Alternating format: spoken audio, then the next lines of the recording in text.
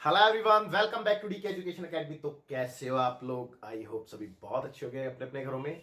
मैं देव कुमार अपने तहे दिल से आपका स्वागत करता हूं आपके अपने चैनल डीके एजुकेशन एकेडमी में। तो बच्चों, सबसे पहले तो नए साल की बहुत सारी ढेर सारी शुभकामनाएं आपको। और मैं आशा करता हूं कि नया साल आपके जीवन में बहुत सारी खुशियां लाए।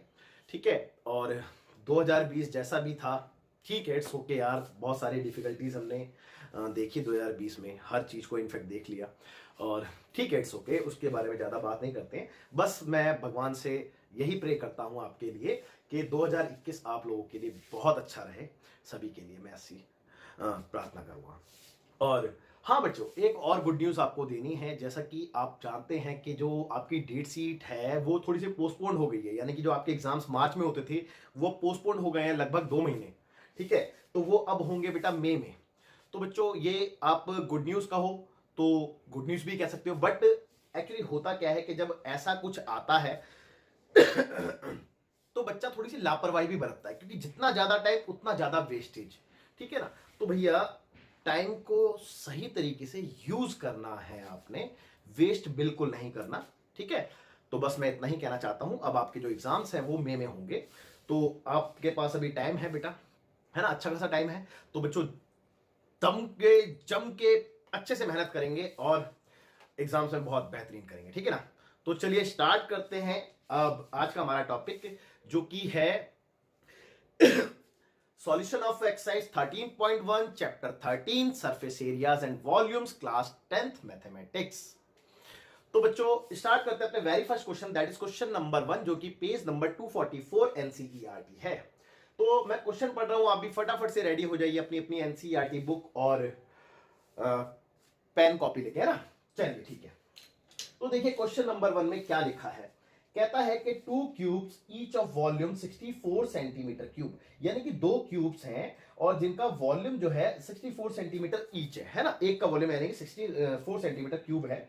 Okay. Are joined end to end, और उनको ज्वाइन किया जाता है एंड टू एंड।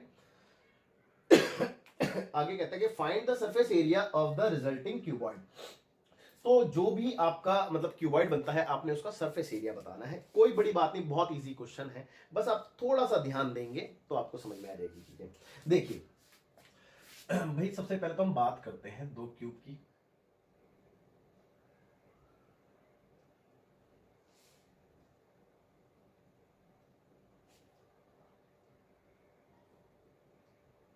देखो, मेरी ड्राइंग इतनी अच्छी नहीं है बेटा, बट फिर भी कोशिश कर रहा हूं, तो प्लीज हंसना नहीं यार।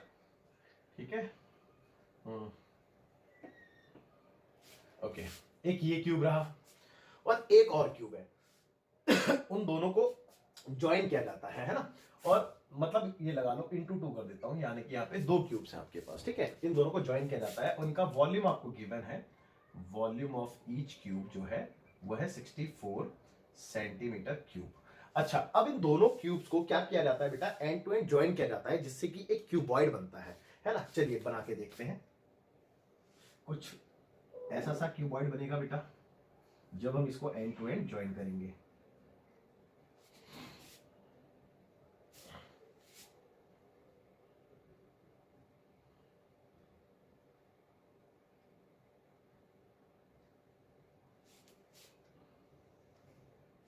अब आप कहो सर ये तो एक क्यूबॉइड बना दे, दो क्यूब तो ज्वाइन नहीं कराए। दिखा रहा हूं मैं यार, रुक तो जाओ, शो कर रहा हूं। देखो, एक ये रहा क्यूब और एक ये रहा क्यूब, दोनों को मैंने एंड टू एंड ज्वाइन करा दिया। ठीक है ना, देख सकते हैं आप। तो आपके सामने क्या मिल गया बेटा, एक क्यूबॉइड मिल गया। इस क्यूबॉइड का आपने सरफेस एरिया कैलकुलेट करना है। ये तो क्वेश्चन रहा। तो ये तो क्वेश्चन रहा भाई, आपने क्या करना है, इसका सरफेस एरिया कैलकुलेट करना है। तो ये क्वेश्चन मार्क हो गया। ओके। अब देखिए, बात ये आती है कि आपको अगर इसकी डायमेंशन मिल जाए, that is length, breadth and height, तो आप इजीली इसका सरफेस एरिया निकाल सकते हैं। बस आपने फॉर्मूले में वैल्यू पुट करनी होगी, है ना। तो अब बात ये आती है कि सर कैसे निकाले, है ना। ओके, देखिए मैं आपको बताता हूं। आपके पास गिवन क्या है बेटा, volume of each cube given है ना। Volume of each cube, let me check, एक बार और देख लेता हूं। दो क्यूब्स ईच ऑफ वॉल्यूम 64। हाँ, देखिए भैया, सबसे पहले वॉल्यूम ऑफ अ क्यूब, यानी कि एक क्यूब का कितना है बेटा, 64 सेंटीमीटर क्यूब। और अगर मैं इसकी साइड की बात करूं तो मैं ए से रिप्रेजेंट कर देता हूं। लेट्स सपोज ए है इसकी साइड, है ना, तो ये भी ए ही होगी बेटा, क्योंकि सारी साइड इक्वल होती है क्यूब में, और हाइट भी इसकी ए ही होगी, है ना।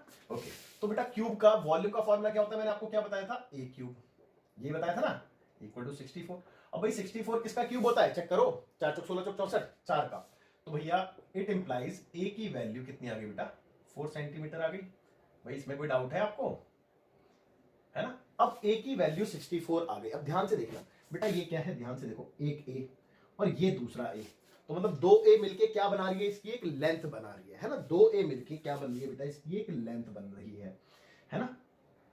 तो मैं 2a को लेंथ लिखने वाला हूं, तो 2a लिख दूं यहां पे, ठीक है। अच्छा, इसकी हाइट ये होगी बेटा, और इसकी हाइट कितनी है क्यूबॉइड की, चेक कर लो, जितनी क्यूब की हाइट थी। भाई हाइट पे तो कोई फर्क नहीं पड़ा ना, तो हाइट तो सेम ही है, यानी कि एक ए है। और इसकी ब्रेथ पे भी कोई फर्क नहीं पड़ा है, आप देख लो ध्यान से, तो भैया ब्रेथ भी सेम है, यानी कि हाइट तो ए थी, और इसकी जो ब्रेथ है यहाँ पे बी इक्वल टू लिख देता हूं, वो है ए। ओके, तो LBH कितना आ गया बेटा, मैं साइड में लिख दूं यहाँ पे। So therefore length equal to 2a, और a की वैल्यू 4 है, तो कितना आ गया बेटा, 8 सेंटीमीटर लेंथ। ब्रेथ कितना आ गया, a यानी कि 4 सेंटीमीटर। हाइट कितनी आ गई, सेम 4 सेंटीमीटर। चेक कर लो, मेरे हिसाब से कोई डाउट नहीं होगा आप लोगों को, ठीक है। अब बस क्या रह गया बेटा, इसका सरफेस एरिया, है ना। तो now surface area of resulting cuboid, ठीक है। फॉर्मूला क्या होता है बेटा, फॉर्मूला होता है इसका सरफेस एरिया निकालने का 2LB BH HL।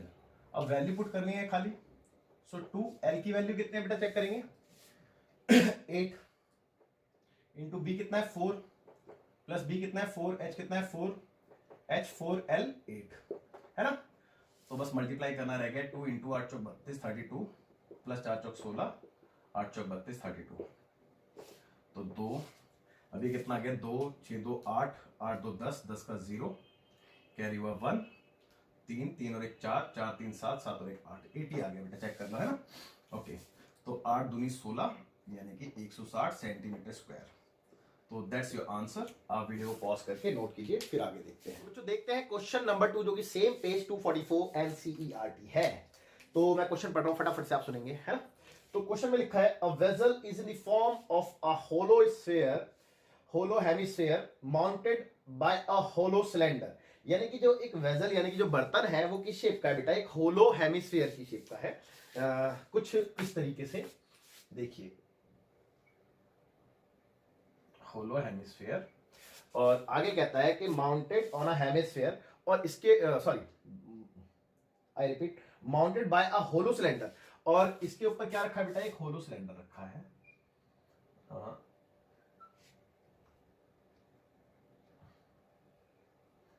ठीक है, कुछ ऐसा सा।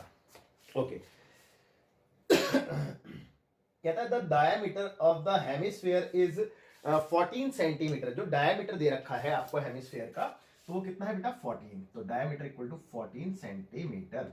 तो बेटा रेडियस इसकी आधी होगी, यानी कि 7 सेंटीमीटर। और यहां पे देखो, ध्यान दो, ये रेडियस और ये भी रेडियस, दोनों रेडियस हैं। तो अगर मैं आगे क्वेश्चन को पढ़ूं, अच्छा दोनों की रेडियस सेम है, इसमें तो कोई शक नहीं है, सिलेंडर की और क्या कहते हैं हेमिस्फीयर की, इसमें तो कोई शक नहीं होना चाहिए। ओके, आगे क्या लिखा है बेटा, आगे लिखा है and the total height of the vessel is 13 centimetre. और इस वेसल की जो टोटल हाइट है वो आपको दे दी 13 सेंटीमीटर। टोटल हाइट मतलब यहां से यहां तक, बट आपने ये वाली अगर एच कैलकुलेट करनी है, ये वाली H, that is height of cylinder, तो आप कैसे निकालोगे भाई, जाहिर सी बात है इस पूरे में से इस आर को माइनस कर दोगे, है ना। तो देखिए स्मॉल एच निकालने का तरीका क्या है कि टोटल हाइट माइनस रेडियस, यानी कि 13 में से 7 गए तो 6 आ गया। 6 ही आता है ना बेटा आजकल, हाँ शायद से आजकल 6 ही आता है। ओके, तो कहता है find the inner surface area of the vessel. Vessel का इनर सरफेस एरिया निकालना है। अब एक बात हो, ये पूरा का पूरा बर्तन होलो है, यानी कि अगर मैं इसको अंदर से देखूं तो मेरे को क्लियरली नजर आएगा। अब क्लियरली नजर क्या आएगा बेटा, ध्यान से देखो, जो नजर क्या आएगा, इस पोर्शन पे मेरे को नजर आ रहा होगा क्या, सिलेंडर का क्या कर्व सरफेस एरिया, है ना। और अगर मैं नीचे की बात करूं तो मेरे को इस सरफेस पे क्या नजर आ रहा होगा भाई, इस सरफेस पे मेरे को आ रहा होगा हेमिस्फीयर का कर्व सरफेस एरिया। तो दोनों को अगर मैं प्लस कर दूं तो मेरा काम बन जाएगा, है ना। तो करना तो सिर्फ इतना ही है इस क्वेश्चन में, और तो कुछ है नहीं खास। तो देखिए कैसे करेंगे इसको। तो भैया inner curved surface area of the vessel, तो निकालने का तरीका क्या है बेटा, curved surface area of cylinder, curved surface area of cylinder, इसमें प्लस कर देंगे curved surface area of hemisphere. तो आई एम श्योर यहां तक भी आपको कोई डाउट नहीं होगा। अब देखिए, अगर मैं curved surface area of cylinder की बात करूं तो फॉर्मूला होता है 2 पाई आर एच, इसकी बात करूं तो फॉर्मूला होता है 2 पाई आर स्क्वायर, है ना। दोनों में 2 पाई आर कॉमन है, तो अंदर क्या रह गया यहां से h और यहां से r। ओके, तो देखिए 2 इंटू पाई, अच्छा पाई के लिए कुछ बोला नहीं है तो हम 22/7 लेंगे, तो मेरे ख्याल से कुछ बोला भी नहीं है। और इंटू में r फॉर रेडियस, रेडियस है 7, ओके। h कितना था, हाइट 6 प्लस r है 7, ओके। तो 7 से 7 कैंसिल, 2 से 44 आ गया यहाँ पे, और 7 6 13 आ गया यहाँ पे, है ना। चेक कर लो, ओके। अब दोनों मल्टीप्लाई करना है बस, तो 13 इंटू 44, तो 13 चौक 52 और फिर से 52, तो 2 का 2, 5 2 7 और 5, तो 572 centimetre square. It's your final answer. और आई एम श्योर आपको बात समझ में आ गई होगी। आप वीडियो को पॉज करके फटाफट से नोट कीजिए, फिर देखते हैं क्वेश्चन नंबर 3। देखते हैं बच्चों क्वेश्चन नंबर 3, जो कि सेम पेज 244 एनसीईआरटी है। तो क्या कहता है क्वेश्चन, क्वेश्चन में लिखा है a toy is in the form of a cone. जो टॉय है वो किस शेप का बेटा, एक कोन की शेप का है, of radius 3.5 centimetre, mounted on a hemisphere of same radius, जो कि बेटा किस पे रखा हुआ है, एक हेमिस्फीयर पे रखा हुआ है। देखिए मैं बताता हूं, ये एक हेमिस्फीयर है बेटा, और इसके ऊपर एक कोन है, तो इस शेप का बेटा एक टॉय है ना।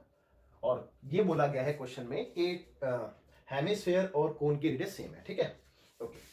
अब कहता है कि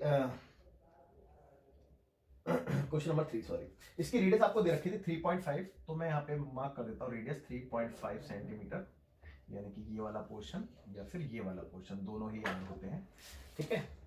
आगे लिखा है ऑफ सेम रेडियस के, the total height of the toy is 15.5 centimetre, और इसकी टोटल हाइट आपको दे रखी है 15.5 सेंटीमीटर ऑफ द टॉय।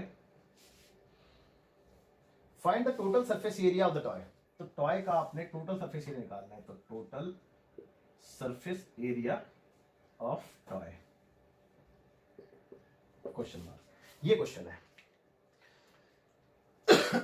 अब देखो इसमें जो आपको नीड होगी बेटा, वो होगी इसकी रेडियस की, है ना। समझेंगे बेटा, समझेंगे कैसे। देखिए एक छोटी सी बात बताओ मेरे को, आप को जो टॉय नजर आ रहा है, उस टॉय में आपको दिख क्या रहा है बेटा। अगर मैं इस टॉय को हाथ में लेता हूं तो मेरे को इसके ऊपर वाले एंड पे दिखता है cut surface area of cone, cone का कट सरफेस एरिया, और बॉटम एंड पे क्या दिखता है बेटा, हेमिस्फीयर का कट सरफेस एरिया, ठीक है, इज इट क्लियर। तो कहने का मतलब ये है कि अगर मेरे को total surface area of the toy निकालना है तो मैं दोनों के सरफेस एरिया को प्लस कर दूंगा, दैट्स इट। अब बात ये आती है कि कोन का कट सरफेस एरिया होता है पाई आर एल। अब एल आपके पास नहीं है यहाँ पे, तो सबसे पहले एल आपने कैलकुलेट करनी पड़ेगी, और इसका होता है 2 पाई आर स्क्वायर। तो इसके लिए तो सारी इंफॉर्मेशन अवेलेबल है, कोई दिक्कत नहीं है।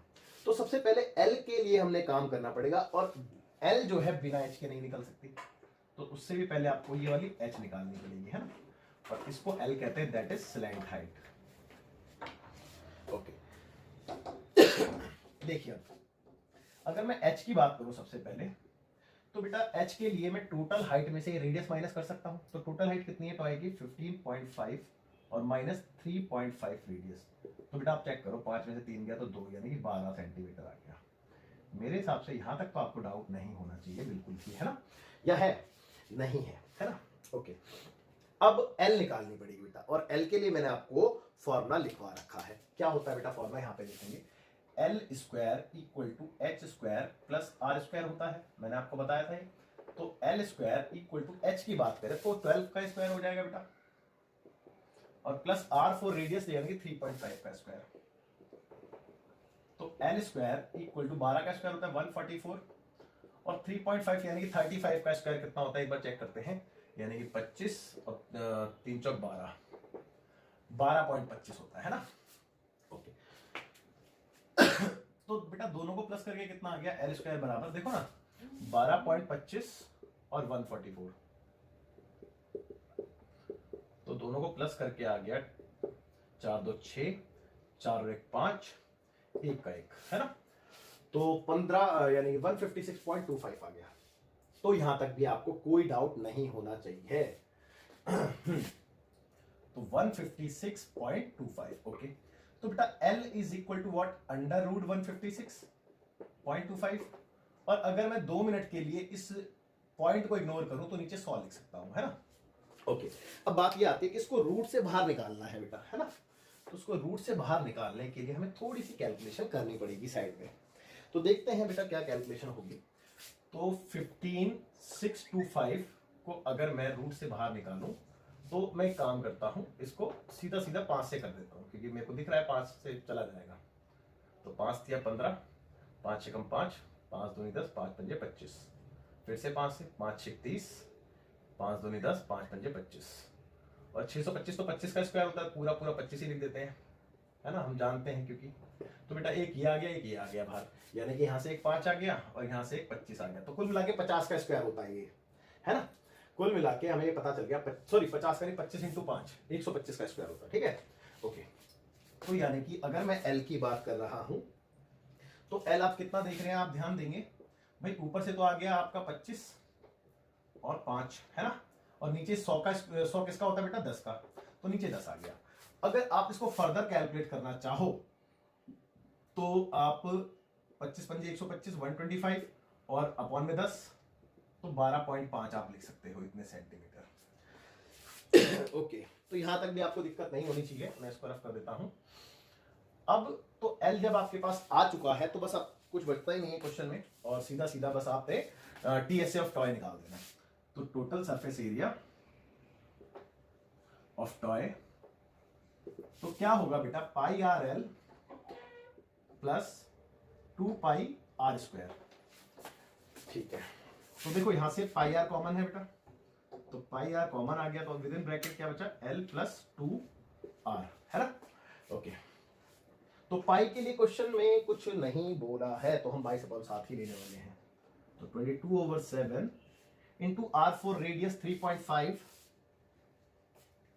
और with in bracket L L L 12.5 plus 2 into radius यानी कि 3.5। ओके तो यहां तक भी कोई डाउट नहीं होगा। अब देखो पॉइंट अगर मैं हटा दूं तो नीचे 10 लगा सकता हूं, और 7 से 5 बारी में कैंसिल, और 5 से 2 बारी में ये कैंसिल, और 2 से 11 बारी में ये कैंसिल, तो कुल मिला के यहाँ पे आ गया 11 और इन दोनों को अगर मैं फर्दर कैलकुलेट करूं तो कितना आएगा बेटा, देखो 12.5 प्लस 35 दूनी 70 यानी कि 7, और 11 इंटू दोनों को प्लस करके कितना आ गया 12 और 7 2 9 यानी कि 19.5। अब तो बस दोनों को मल्टीप्लाई करना है आपने, है ना। तो 195 5 9 5 14 कैरी ओवर 9 1 10 और 11 का 1 कैरी ओवर 2, यानी कि 1 के पहले पॉइंट था तो यहाँ पे पॉइंट आ जाएगा। That is final answer is 214.5 centimetre square. ये आपका फाइनल आंसर होना चाहिए, और आई एम श्योर आपको समझ में भी आ गया होगा इसको।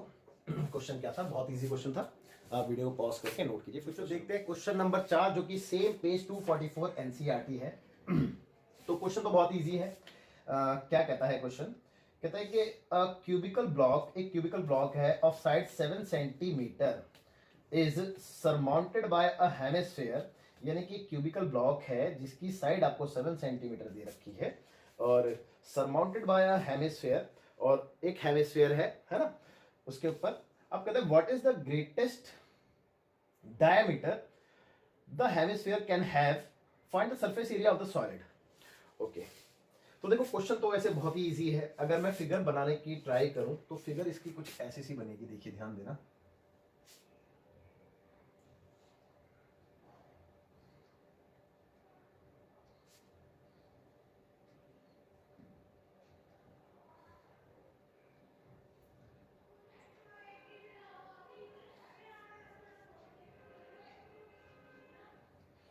है।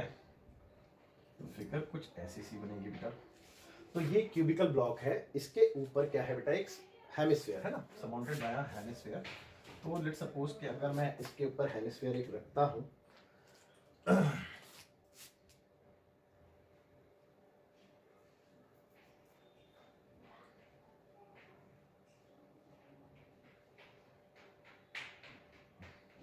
तो कुछ ऐसे से रखा जाएगा बेटा, है ना, ठीक है। और आई एम श्योर आपको बात समझ में आ गई होगी। अब देखिए बात ये आती है कि इसका हेमिस्फीयर का ग्रेटेस्ट डायमीटर कितना हो सकता है। तो ऑब्वियस सी बात है बेटा, इसकी साइड आपको दी थी 7, भाई 7 सेंटीमीटर बोली है ना, तो इसका डायमीटर 7 से ज्यादा हो सकता है क्या? देखो ये तो डायमीटर होगा, और ये कितना है बेटा, इसके इक्वली तो होगा 7 सेंटीमीटर के इक्वल। तो the greatest diameter, the greatest diameter can have 7 centimetre. ठीक है, पहला तो आंसर ये हो गया। अब सेकंड इसने बोला था कि इसका आपने सॉलिड का सरफेस एरिया निकालना है ना। Let me check, find the surface area of the solid. हाँ, तो इस सॉलिड का आपने सरफेस एरिया निकालना है। तो देखो रिक्वायर्ड एरिया क्या होगा बेटा, एरिया ऑफ सॉलिड है ना, एरिया ऑफ सॉलिड। तो अगर मैं सॉलिड की बात करूं तो बेटा आपको क्या नजर आ रहा है, देखो मैंने आपको बताया था कि अगर हम सरफेस एरिया की बात कर रहे हैं तो मैंने आपको बताया था कि आपने थोड़ा सा ना इसको फील करना है कि बेटा आपको क्लियरली विजिबल क्या हो रहा है, क्योंकि जो चीज आपको विजिबल हो रही है आप उसी चीज का एरिया कैलकुलेट कर सकते हैं, सिंपल सी बात है। तो बेटा अगर मैं इस क्यूब को हाथ में लूं तो मेरे को पूरा क्यूब दिख रहा है ना, तो यानी कि मैं यहां पे कहूंगा सरफेस एरिया ऑफ क्यूब, ठीक है। प्लस में मेरे को एक हेमिस्फीयर रखा हुआ दिख रहा है उसके ऊपर, तो उसका कट सरफेस एरिया दिख रहा है। तो cut surface area of hemisphere,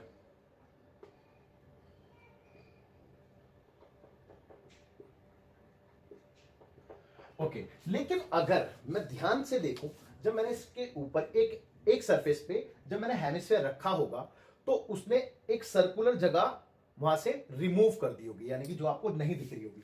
ये जो देख रहे हैं ना आप, ये सर्कुलर जो है, ये वाला पोर्शन जब इसने यहां पे रखा होगा तो इस सरफेस का, यानी कि टॉप के सरफेस का ये पोर्शन नहीं दिख रहा होगा। और ये पोर्शन कौन सा है बेटा, ये सर्कुलर पोर्शन है। तो यानी कि मैंने क्या ले लिया, सरफेस एरिया पूरे क्यूब का ले लिया है, तो यानी कि ये मैंने एक्स्ट्रा एरिया ले लिया है, कुल मिला के बात ये है। तो इस एरिया को मैं सब्ट्रैक्ट करूंगा, ठीक है बेटा।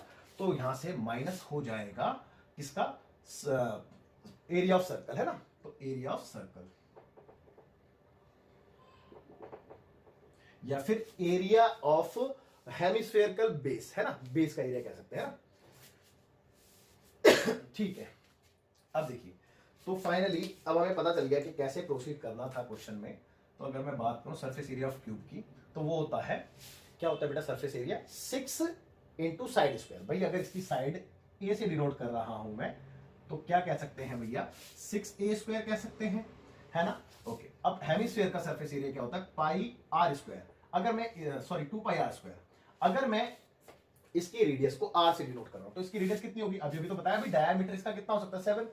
तो जब इसका डायमीटर 7 हो सकता है तो इसकी रेडियस इसकी आधी होगी, यानी कि 7/2, है ना। ओके, और माइनस एरिया ऑफ सर्कल, यानी कि area of base, hemispherical base, तो वो तो है सर्कुलर, तो उसका होगा पाई आर स्क्वायर। ओके, तो देखिए 6a स्क्वायर फिलहाल as it is, 2 pi are square में से 1 पाई आर स्क्वायर गया तो बचा पाई आर स्क्वायर।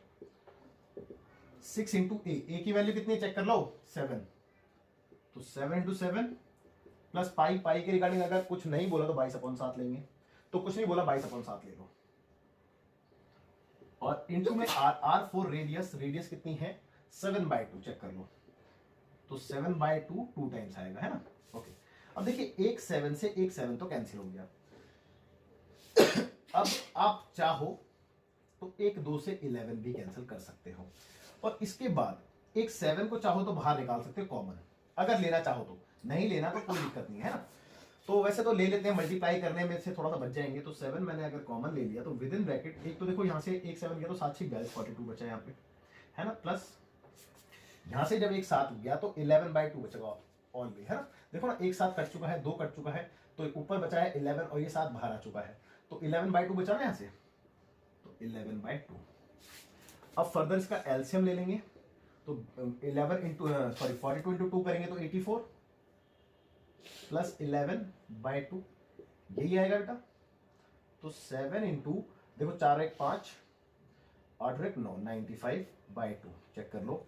और फर्दर इसको मल्टीप्लाई करके 2 से डिवाइड कर देंगे, तो न यहीं पे लिख देता हूँ मैं, 7 पंजे 35 का 5, कैरी हुआ 1, सॉरी कैरी हुआ 3, और 9 सत्ते 63, 64 65 66 66/2, और 2 से कैंसिल करके 3 जा 2 जा 0.5 जा, यानी कि आपका फाइनल आंसर आ गया 332.5 centimetre square. That's your final answer. और इसमें भी कोई डाउट नहीं होना चाहिए क्योंकि क्वेश्चन बहुत इजी था। आप वीडियो को पॉज करके नोट कीजिए फिर आगे। बच्चों देखते हैं क्वेश्चन नंबर 5, जो कि सेम पेज नंबर 244 एनसीईआरटी है। तो क्वेश्चन तो बहुत इजी है और मैं पढ़ रहा हूं, आप लोग ध्यान दें। कहता है कि a hemispherical depression is cut out from one face of cubical wooden block. देखो एक क्यूबिकल वुडन ब्लॉक है, उसके एक फेस से हमने क्या करना है, एक हेमिस्फेरिकल जो डिप्रेशन है उसको निकाल देना है बाहर, है ना। ओके, तो कहते हैं आगे लिखा है wooden block such that the diameter L, और उसका जो डायमीटर बोला है वो एल बोला है, ठीक है, of the hemisphere is equal to the edge of cube, और क्यूब की जो एज है वो भी एल ही है, वो उसके इक्वल है। Determine the surface area of the remaining solid. देखिए क्वेश्चन को समझो, देखो मैंने फिगर को है ना रफ नहीं किया, पिछले क्वेश्चन की ही फिगर है, बस फर्क इतना है कि यहाँ पे मैंने क्या किया था कि ऊपर से एक हेमिस्फीयर रखा था, समझ रहे हैं, और इधर इस वाले क्वेश्चन में क्या बोला है, दैट इज क्वेश्चन नंबर 5 में, इसमें ये बोला है कि एक हेमिस्फेरिकल इसमें से बाहर निकालना है, यानी कि ऐसे फील नहीं आ रहा होगा, मैं आपको थोड़ा सा बताता हूं। आपने बेटा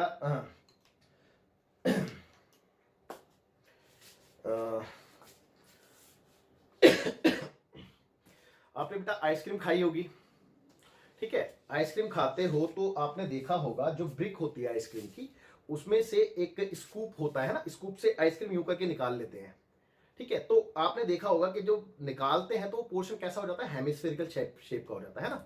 तो कुछ ऐसा सही हुआ है कि लेट्स सपोज एक स्कूप में से यहां से ये एक हेमिस्फेयर निकाल दिया है, बात सिर्फ इतनी है।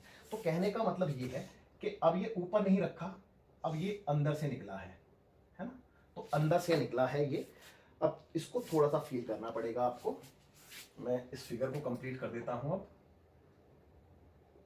तो भाई समझ रहे हो ना, ये जो है यहां से इन्होंने इसको निकाला है बाहर, ठीक है, यहां से एक हेमिस्फीयर इन्होंने बाहर निकाल दिया ये वाला, ठीक है। तो कुछ ऐसा सा है, ठीक है। अब देखो इस रिमेनिंग सॉलिड जो भी है इसका मुझे क्या निकालना है बेटा, सरफेस एरिया निकालना है। अब मेन इंफॉर्मेशन की बात करते हैं। देखो इसकी जो साइड है वो आपको एल बोली है ना, यानी कि जो ए है वो एल से रिप्रेजेंट किया है, और इसका जो डायमीटर है वो भी सेम बोला है ना। तो यानी कि जो डायमीटर है वो भी एल है, तो इसकी रेडियस कितनी होगी बेटा, L/2 हो गई, चेक कर लो, यहां तक भी कोई डाउट नहीं होगा। अब ये बात आती है कि सर इसका हम जो सॉलिड है इसका सरफेस एरिया कैसे कैलकुलेट करें। देखो बहुत इजी है, तो रिक्वायर्ड एरिया की बात करें तो एरिया ऑफ सॉलिड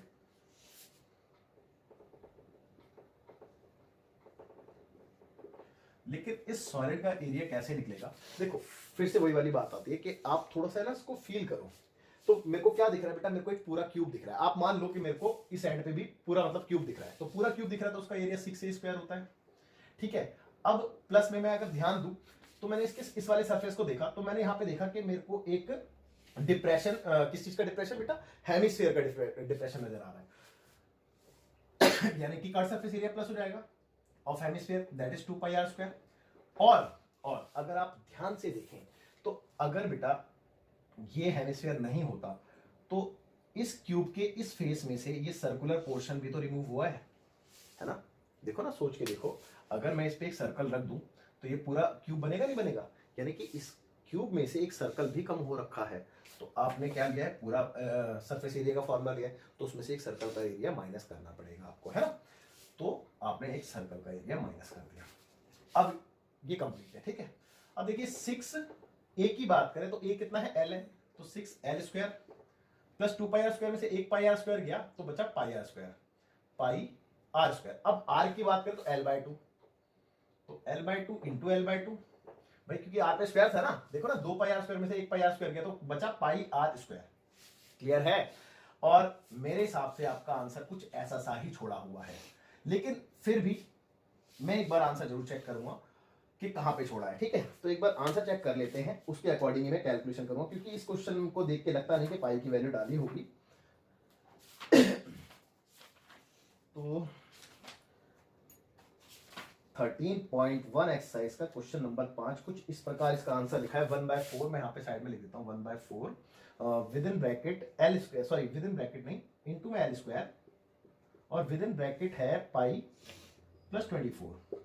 ये इसका आंसर छोड़ा है। हाँ ठीक है, इतना। अब देखो साफ साफ नजर आ रहा है कि एल स्क्वायर कॉमन भी है ना, और 1/4 की अगर मैं बात करूं तो उन्होंने इस 4 को बाहर कॉमन निकालना है ना। अब बाहर 4 कॉमन कैसे आएगा, या फिर एक काम करो ना, आप एल स्क्वायर को कॉमन निकाल दो, तो अंदर क्या रह गया, एक 6 रह गया यहाँ से, और यहाँ से पाई रह गया, और यहाँ से 4 रह गया। चेक कर लो, ये तो बचा।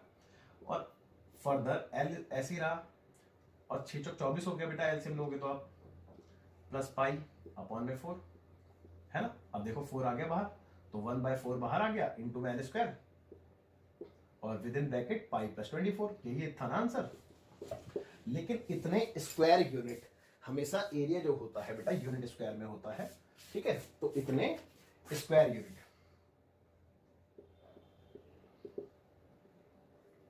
ये आपका फाइनल आंसर हो गया। और आई एम श्योर ये क्वेश्चन भी आपको अच्छे से क्लियर हो गया होगा, इसमें भी कोई डाउट नहीं होना चाहिए। और बच्चों इसके बाद मैं यहाँ पे क्लास ओवर करूंगा, और जो इसके फर्दर 4 क्वेश्चन बचे हैं, that is question number 6 to 9, वो हम नेक्स्ट पार्ट में कवर करेंगे। तो सो बाय बाय, टेक केयर, जय हिंद, मिलते हैं आपसे अगली क्लास में।